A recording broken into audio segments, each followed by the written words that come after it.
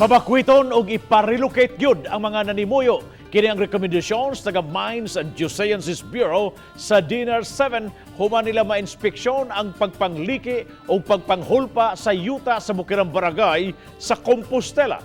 Ato sa taon ang detalye nining maong report, pinaagi sa live report ni Nico Serino. Nico.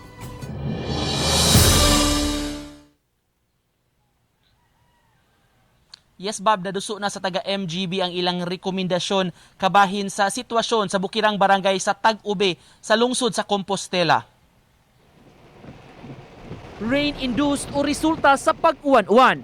Kini ang nasuta sa taga-Mines and Geosciences Bureau o MGB7 nga misusi sa nangliki nga yuta nga sakop sa usa ka sitio sa Barangay Tag-Ube, Compostela.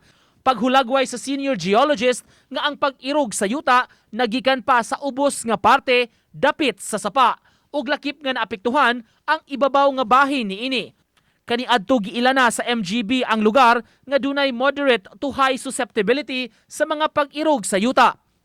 Na nagsugod sa base, no? So tungod natay creek sa ubos, na-erode ang base, and then pag slumping sa ato ang pag-erode sa atong embankment sa atong creek, nag-move po ang ibabaw since unstable naman ang iyang foundation, no?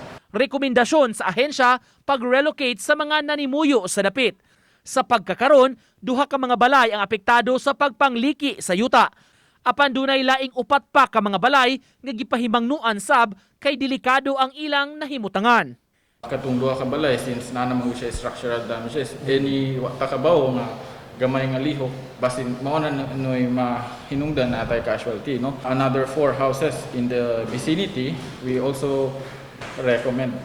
recommend for temporary evacuation, no? Kay samot na napatay mga bati patong panahon. Nakig-alayo na ang MGB sa taga-barangay ug sa munisipyo kabahin sa ilang findings sa pag-inspeksyon sa dapit.